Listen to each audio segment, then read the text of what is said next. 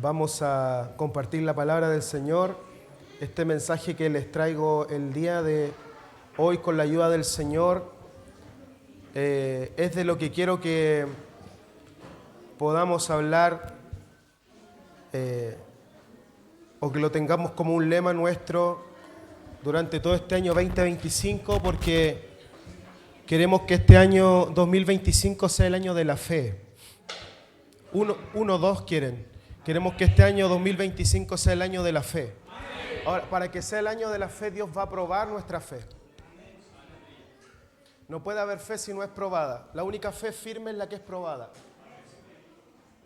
¿Cuántos han sentido probados? Pero este año que vamos a ser probados, vamos a echar mano a la fe.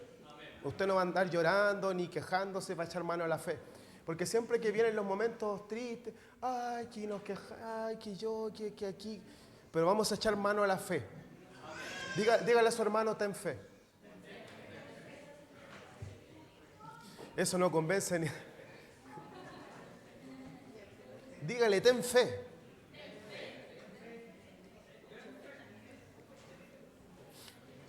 Libro de Marcos capítulo 11, verso 20 en adelante.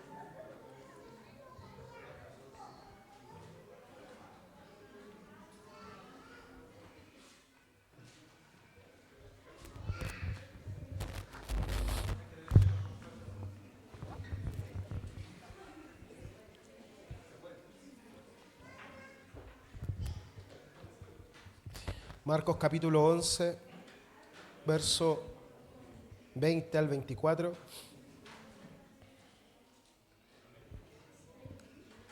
Leemos en el nombre de Jesús. Por la mañana, al pasar junto a la higuera, vieron que se había secado de raíz. Pedro, acordándose, le dijo a Jesús: Rabí, mira, se ha secado la higuera que maldijiste. Verso 22. Tengan fe en Dios, respondió Jesús. Les aseguro que si alguno le dice a este monte, quítate de ahí y tírate al mar, creyendo sin abrigar la menor duda de que lo que dice sucederá, lo obtendrá. Por eso les digo, crean que ya han recibido todo lo que estén pidiendo en oración y lo obtendrán. Esto es tremendo porque Jesús les está diciendo lo que están pidiendo. Crean que ya lo recibieron. No le está diciendo que después que terminen la oración o lo que están pidiendo puede que lo reciban. Dice, crean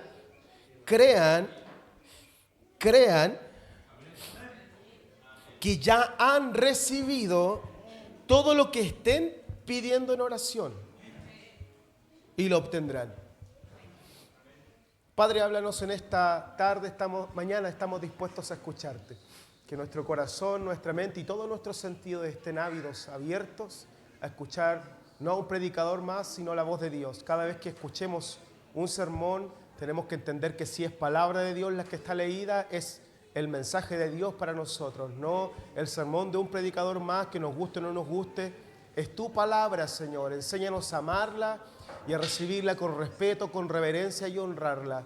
¿Cómo honramos tu palabra? Obedeciéndola. Aquí estamos dispuestos para que nos hables, para que nos desafíes a iniciar un año en el cual nuestra fe, Señor, llegue a lo más alto y perfecta que podamos tenerla, porque seguramente será un año lleno de pruebas, un año lleno de dificultades, de aflicciones, como cada día que vivimos, porque así lo enseña tu palabra, que el hombre nace para la aflicción a través de Job.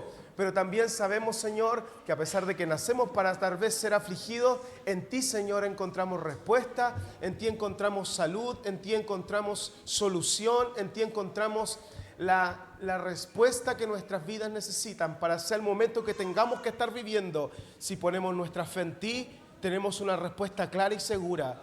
Tú no nos vas a abandonar en medio de crisis, tú no nos vas a abandonar en medio de enfermedad, tú no nos vas a abandonar en medio de la aflicción.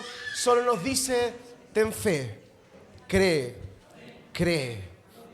Usa mis labios, Señor, de barro, moldéalos a tu parecer y háblanos en el nombre de Jesús. Amén y amén. Pueden sentarse.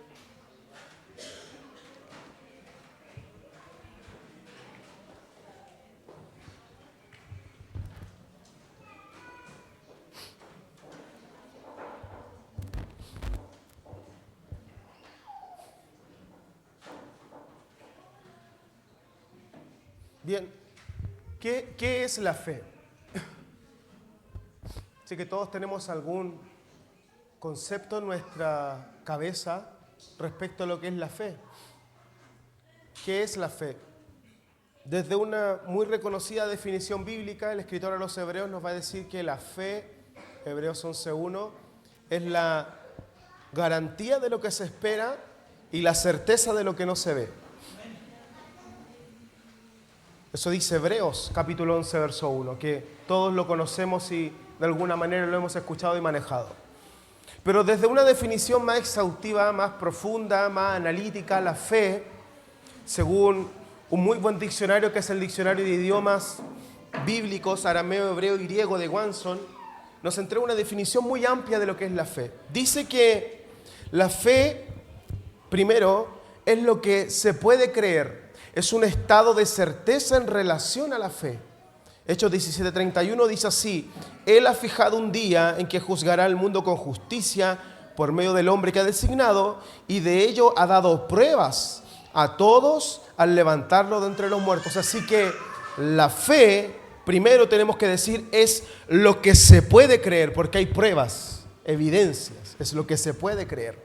Dice este diccionario también que la fe es confiar, creer al punto de tener una total confianza.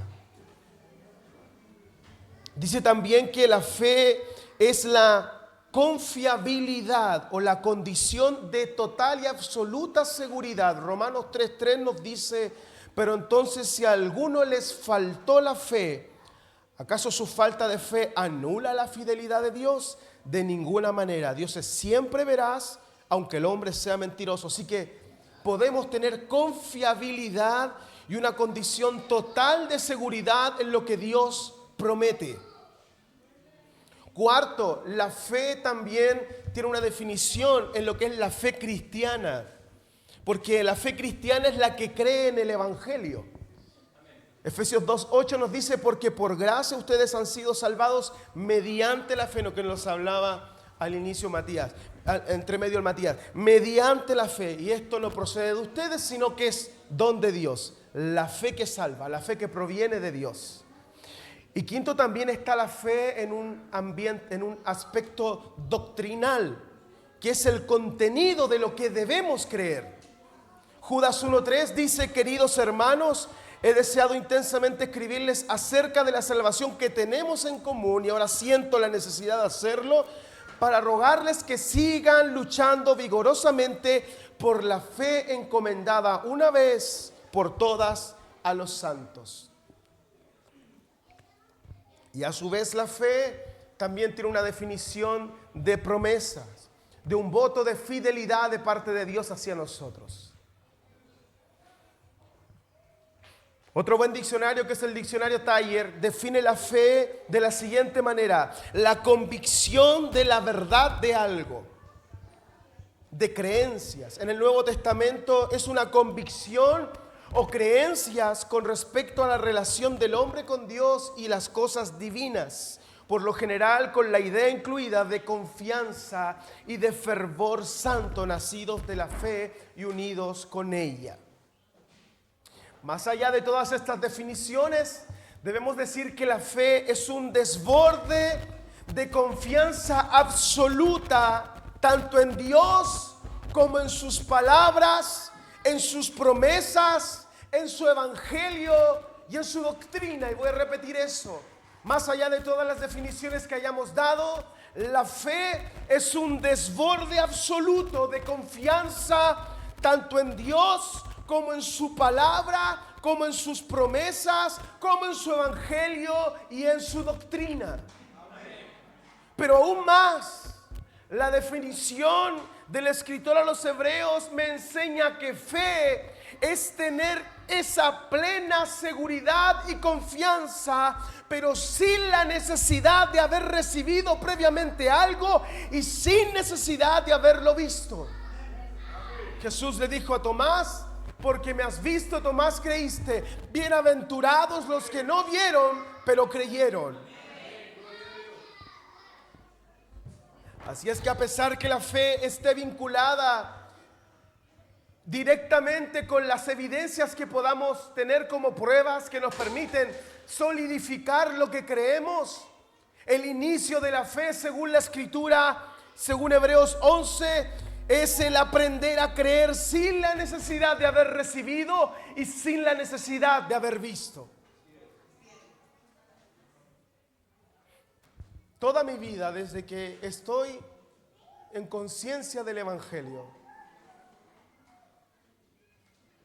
yo diría de los 12, 13, 14 años, quizás un poco más adelante, de que ya estoy más o menos consciente de lo que, un poco de lo que es el Evangelio, no todo, no en su totalidad, por supuesto, pero desde que tenemos conciencia de escuchar un mensaje y entender un poco más, toda mi vida me han predicado de fe. Todos nos enseñan de la fe. Todos nos enseñan que la fe es una seguridad, es una confianza plena, absoluta, que aunque no lo hayas visto va a suceder. Todos nos enseñan que debes creer. Aunque las circunstancias sean contrarias, cree. Todos nos enseñan que Jesús dijo en Mateo 21, 21, les aseguro que si tienen fe y no dudan, no solo harán lo que yo he hecho con la higuera, sino que podrán decirle a este monte, quítate de ahí, tírate al mar, y así será. Desde niño me enseñaron Hebreos 11:6 que en realidad sin fe es imposible agradar a Dios, ya que cualquiera que se acerca a Dios tiene que creer que Él existe, que Él es y es galardonador de los que le buscan. Siempre he escuchado estos mensajes desde pequeño y todo esto está muy bien. Pero nadie me ha enseñado, o al menos no muchas veces me enseñaron, que a veces esa fe que cuando está firme es capaz de traspasar montañas al mar. Esa misma fe que levanta paralíticos, sana ciegos, sana sordos, leprosos, mudos. Esa misma fe que sana enfermedades. No muchos enseñaron que esa misma fe también puede enfermarse al límite de hacernos dudar completamente de que algo pueda ocurrir en medio de la tormenta.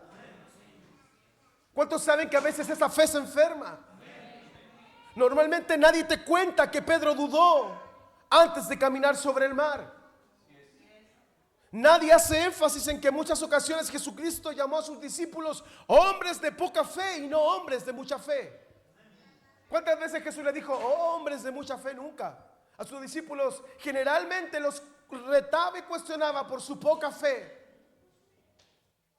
Nadie me recuerda mucho que Elías se quiso morir. Nadie me recuerda mucho que David huía pensando que tal vez Dios no lo iba a librar de las manos de sus enemigos. Nadie nos recuerda mucho que los mismos héroes de la fe de Hebreos capítulo 11 también dudaron.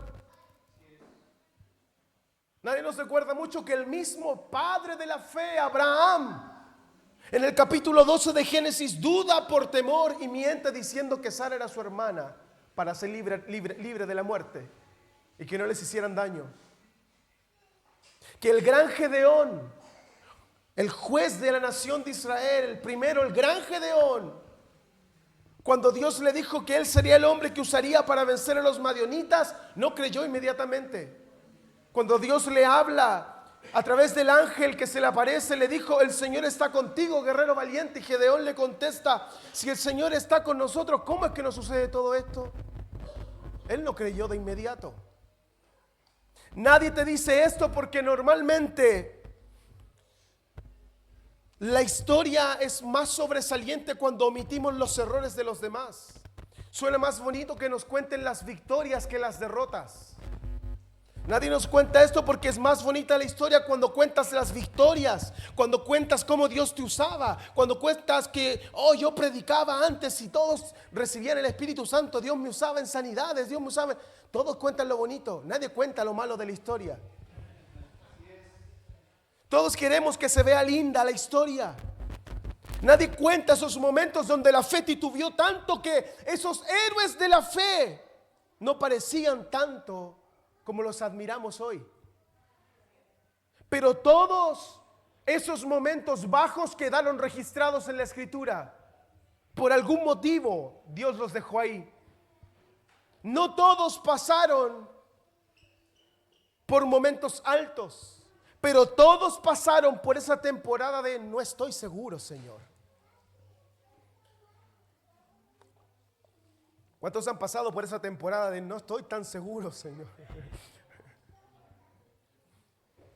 Todos estos hombres usados por Dios, valientes guerreros, libertadores de la nación escogida, evangelistas de un nuevo pacto que convirtieron multitudes con la locura de la predicación del evangelio, todos ellos vivieron temporadas de Señor, ¿seguro que estás conmigo? ¿Seguro de que esto va a funcionar? Sí, porque la historia bien contada diría que fueron gente inquebrantable, como el lema de un chajá hacia atrás, inquebrantables. Qué buen lema. La historia bien contada diría que estos hombres fueron gente inquebrantable, sin falencias, sin errores para que los tuviésemos por ahí arriba sobre un altar. Pero la historia no es así, y eso también es importante porque Dios no lo oculta y sus momentos débiles quedaron registrados en la historia bíblica.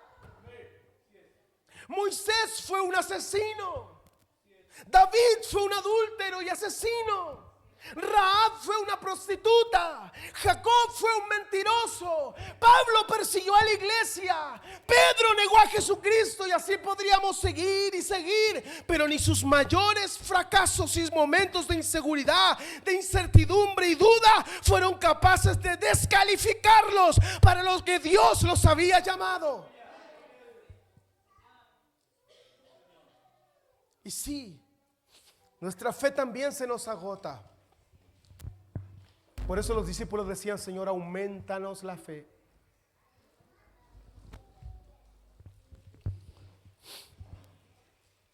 Son muchas las veces que preferimos desertar de nuestro llamado en lugar de seguir, porque es más fácil.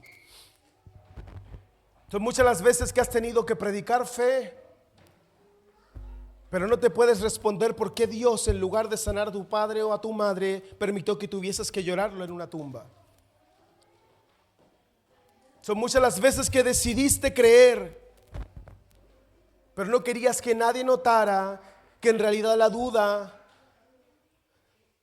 de que las cosas fuesen a funcionar era más fuerte que tu fe.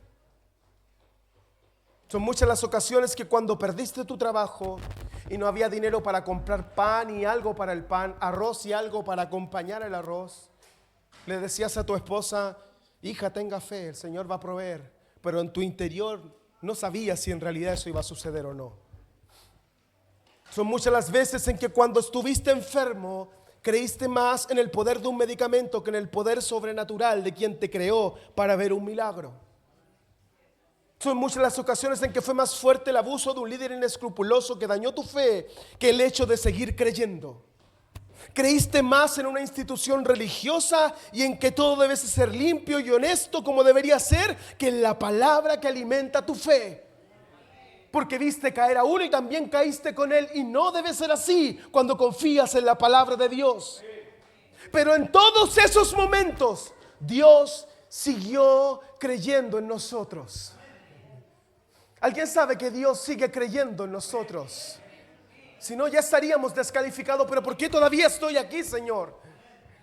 Mira todo lo que he pasado, mira todo lo que he vivido, mira todo lo que he atravesado. ¿Cuántos años llevas en el evangelio? ¿Cuántas veces has estado allá abajo, allá arriba, allá abajo, allá arriba, y todavía estás aquí? Algo Dios tiene contigo que todavía cree que puedes. Sí, porque Dios sabe que muchos de esos momentos en que la fe se debilita son respuesta de algo que nos marcó. Alguien nos mintió, alguien abusó de mi fe, alguien en quien creí se excedió en su confianza. Personas que dijeron que estarían conmigo se fueron a la primera de problemas. Perdiste tu trabajo, enfermaste de gravedad, tú o algún familiar. Te hirieron, te dañaron, te ofendieron. A quien amabas falleció y oraste mucho para que no fuera. Dios sabe que tal vez tu fe fue ofendida o dañada.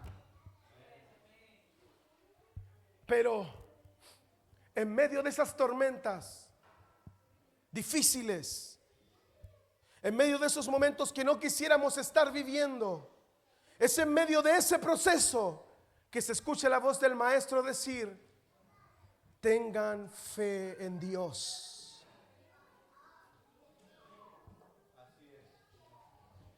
tengan fe en Dios.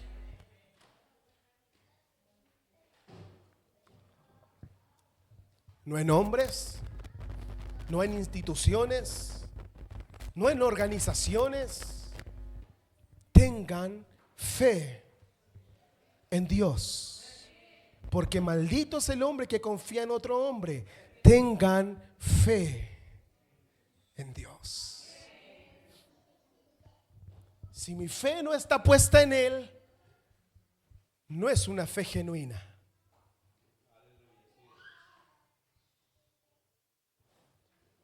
Ya estoy casi concluyendo. El mensaje de hoy va a ser bien breve, porque tenemos cosas que hacer después. Y es que las constantes luchas que vivimos a diario nos nublan la fe. Conocemos a Dios.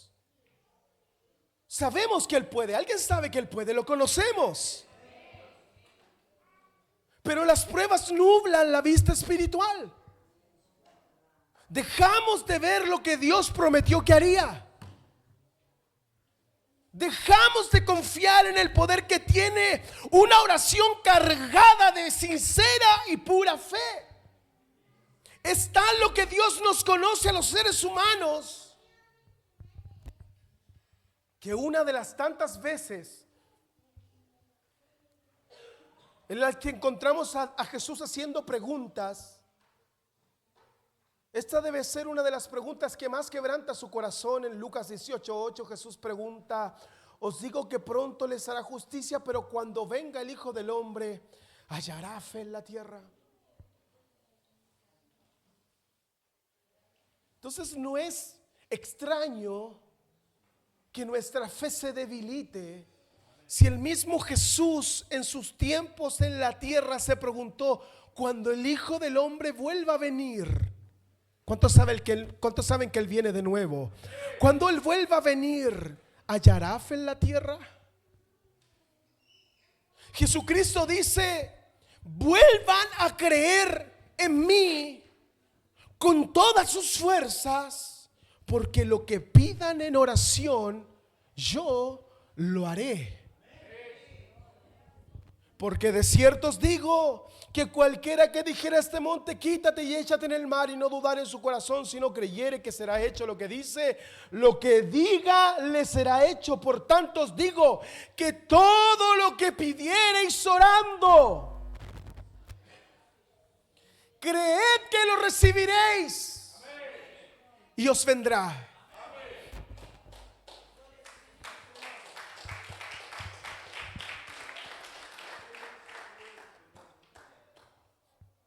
Para muchas personas, la oración es o un rito piadoso o una esperanza desesperada. Después que gasté todo lo que mis recursos, todo lo que pueda hacer, viene la oración. Un rito, ore por mí, hagamos cadena de oración. Un rito piadoso, una esperanza desesperada, lo último recurso, la oración. Pero la oración debería ser una cuestión de una expectación ardiente de lo que Dios puede hacer.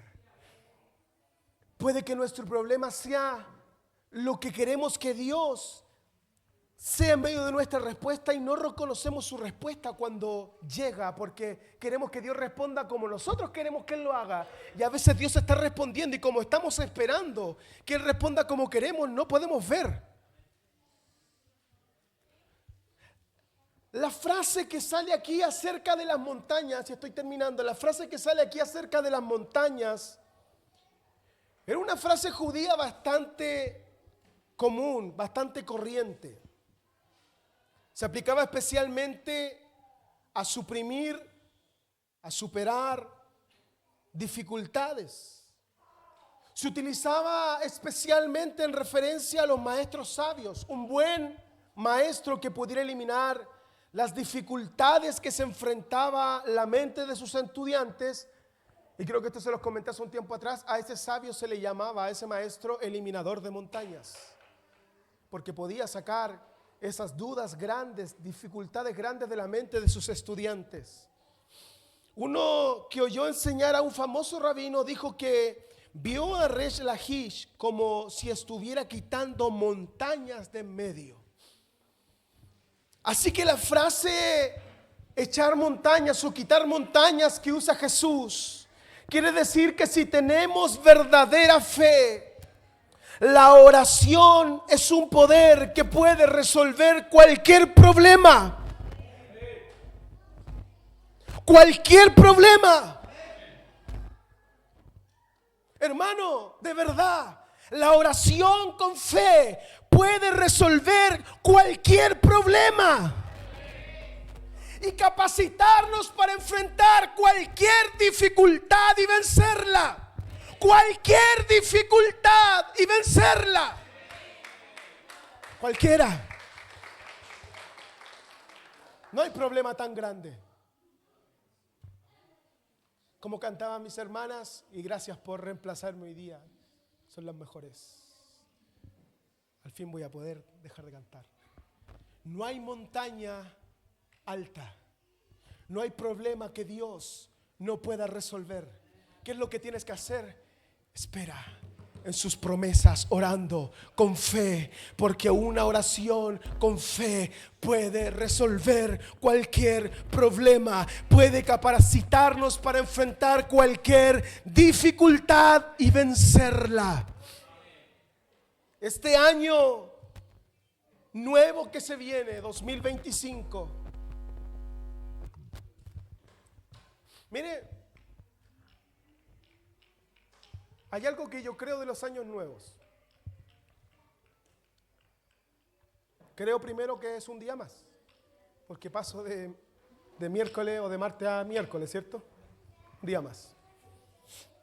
Pero tiene su trascendencia histórica media mística, si quiere llamarla, el pasar de un año a otro. Es como para los hebreos tenía mucho sentido, para los judíos tenía mucho sentido el cambio de ciclo.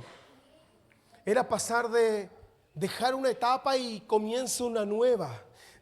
Dejamos algo atrás y comenzamos un nuevo camino. Más allá de todo lo que hayamos construido anteriormente, comienza un nuevo ciclo, una nueva etapa. Muchos lo traducen hacia nuevas oportunidades. Y yo creo que este nuevo año 2025, que ya faltan pocos días para que entremos en él, si Dios no viene antes, Dios nos está desafiando a volver a creer en él. Porque usted me dice que cree, pero cuando está enfermo no cree tanto. Usted me dice que cree, pero cuando tiene problemas económicos no cree tanto, anda desesperado. Usted me dice que cree, pero cuando no ve alimento en su refrigerador, en su nevera, en su mueble, no cree tanto. Reclamamos. Si hay algo que siempre cuestiono a mis hijos y se los digo siempre, y es una de las cosas que más me molesta, es cuando abren el refrigerador y dicen no hay nada para comer. Yo le digo, ¿cómo que no hay nada? Hay margarina, hay paté, hay para comer. Pero generalmente queremos la abundancia para gozarnos y creer en Dios. Y no es en los momentos de abundancia donde nuestra fe experimenta un mover sobrenatural. Es en los momentos de adversidad y difíciles donde Dios dice, vuelve a creer en mí. Si oraste por una enfermedad y la enfermedad aún no se va, vuelve a orar con fe. Si oraste por un trabajo y ese trabajo aún no llega, vuelve a orar con fe. Si llevas años orando por tu cónyuge, por tus hijos para que se vuelvan al Señor y aún no ves la respuesta, vuelve a orar con fe. Si llevas años escuchando mensajes de crecimiento y sientes que aún no ves nada, vuelve a orar con fe. Tengan fe en Dios.